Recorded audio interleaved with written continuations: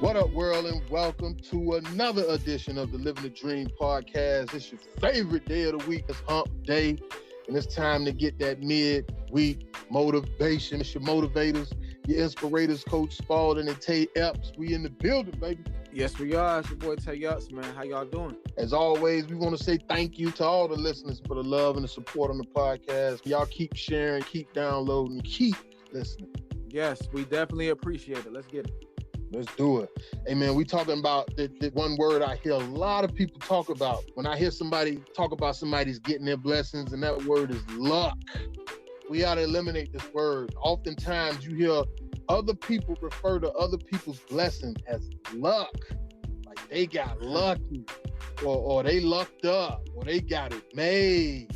And I'm going to tell you like this. The older I get and the more I look at how people, quote unquote, got lucky, the more I realize that is not true at all. Not true at all. I was fortunate enough to talk to a few people who I thought personally got lucky. I tell you what, the path that they took to get to where they are right now, it ain't got nothing to do with luck, but more to do with work ethic. I use Oprah, I use Steve Harvey, I use Tom Brady as examples all the time, because if you read their story on how they got to where they are right now, you would understand that luck had nothing to do with it. It takes far more than luck to get to where you want to be. Oh, yeah. And I'm going to tell you like this. When you use Steve Harvey, Oprah, and Michael Jordan, they are great examples. And, you know, a lot of people say this when we say stuff like that. Well, that's them. That's them. And, you know, I'm like, okay, I get it. But I do want to let you know and let you remember, those are human beings just like you. But there's other people out here that you said was lucky too that's not celebrities, you know, because you don't run into celebrities every day. You say your neighbor was lucky because, you know, he got that promotion at his job and now he making 20,000 plus more a year on top of what he was making. But the thing is, he held it down with that busted car for 4 years while everybody was joking, saving that bread up, staying in the house on Friday night, 24 years old, full of nothing but fun, but he in the crib while y'all partying. And now y'all 28, he look like he living, and you call him lucky. Nah, he held it down. He stayed with it. He stayed with the course. He didn't give in. Exactly. That's the fruits of his labor. Don't disrespect his luck. Don't disrespect him and call him lucky. Come correct. That's disrespect for real. I think luck is just somebody who went and fought the fight, and whether they won or they lost, they never gave up. Exactly. That's it. That's what luck is. You went into the fight of life and you said, I'm just going to keep fighting until the bell rings. That's it. Hey, and that brings us to principle number one. You know, last week we talked about the winner's mindset and changing your mindset and what your mindset should look like. This principle right here is conducive to exactly what we mean by that. You have to expect to fail to some degree. You got to expect it's going to happen. It's a part of the journey. So you have to expect it to some degree. Like most people don't live their dream because they stop when they fail. Most people don't live it because they stop when they fail. Failure is a part of success. Why? Because failure makes you stronger. Failure makes you hungrier. Nobody enjoys failure. Let's just be real. Nobody likes getting shots when they go to the doctor. Like nobody likes pain. Nobody likes to go through what they go through. But the failure makes you stronger. It adds to your testimony. It adds to your story. The next time you encounter failure, just remember that everything on this planet that exists is because the Creator learned what did work, but learned more from what did not work. Exactly. And you know, man. And look, how do you expect to really get as far as you want to go if you feel like you never have to correct anything? If you never fail, that means you'll never have to correct anything. So that means from the time you started, you're going to go through you will go through that whole journey with that same mindset, with that same confidence, whether you thought it was high or not. But listen, when something fails or something goes wrong or goes left when you want it to go right, that is the time where you need, honestly, this is going to sound crazy, you need to get excited. The reason why you need to get excited is because you know you're about to learn some more stuff to add to your arsenal so you can go to war and you can really shoot your shot for real. Let me say it one more time. Listen, when you do run into failure, you wanted things to go right, but everything went left. That is the time for you to get excited because you're about to learn some stuff to add to your arsenal to go to war so you can really shoot your shot. And I'm gonna tell you like this: when you shoot your shot and you finally make it look it's that much sweeter. Come on, man. Listen, remember the first time you learned how to ride a bike, or when you first learned how to skate or skateboard?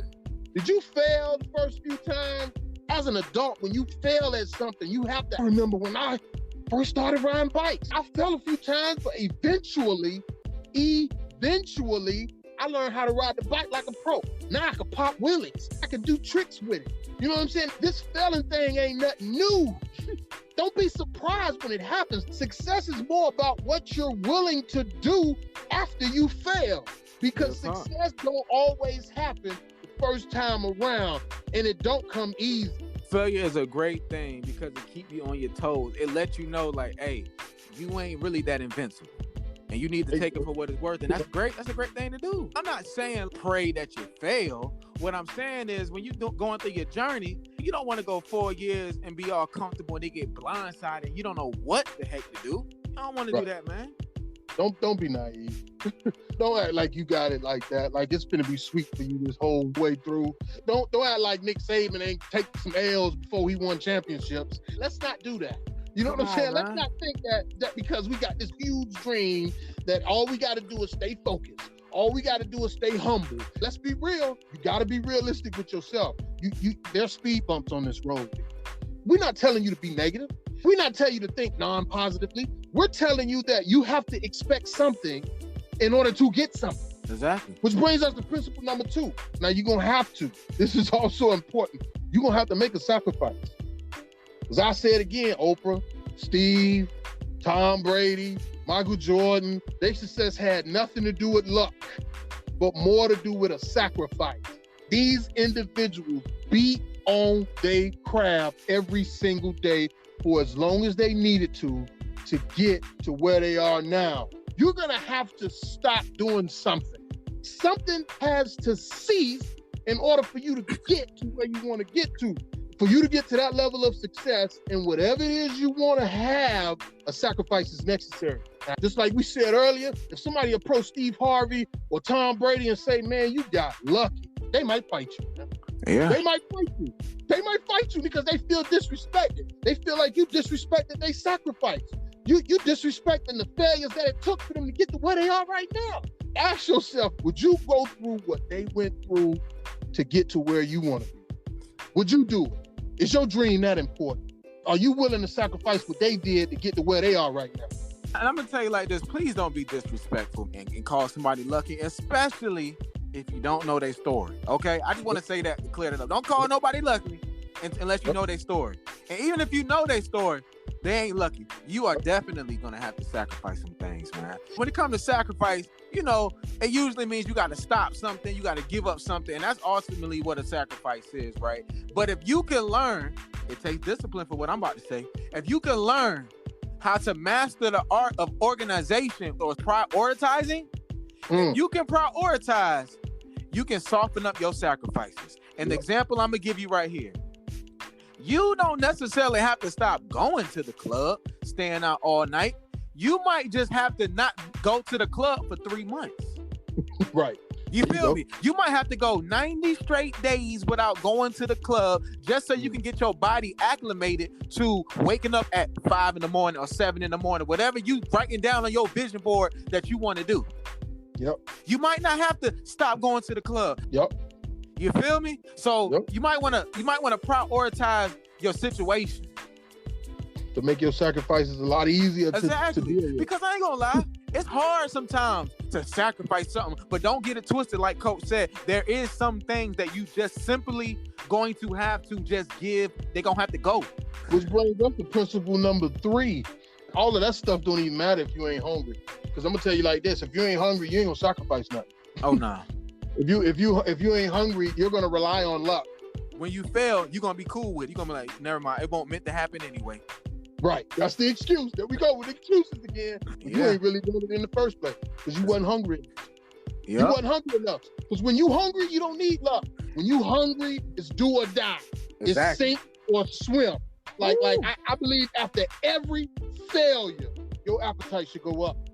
Real talk. Look. After every failure, your appetite should go up, man. The longer you go without eating, the hungrier you are. Exactly. And look, I'm going to give you an example, Coach. I was just on my IG. I had a guy DM me, and he was like, hey, man, I see your videos. They're doing good. We got a lot of views on this. I said, I still got more work to do. You know what he told me? He said, more work to do? You got more views than me. I said, bro, I'm not competing with you.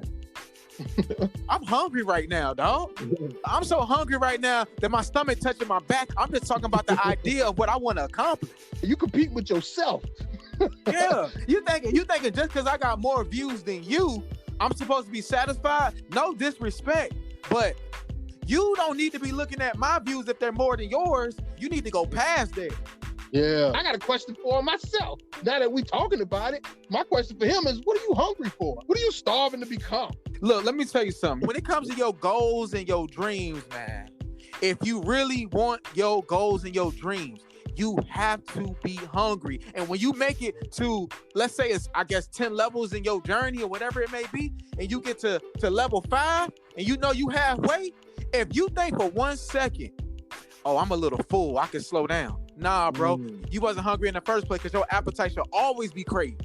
And look, just to remind you all, expect failure to some degree. Make a sacrifice. Please make sacrifices.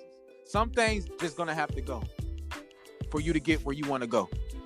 And you got to be hungry at all times. Hey, man, it's your motivators, your inspirators, Coach Spaulding and Tay.epps, saying have a great rest of the week and make the rest of your life the best of your life. And stay blessed, everybody.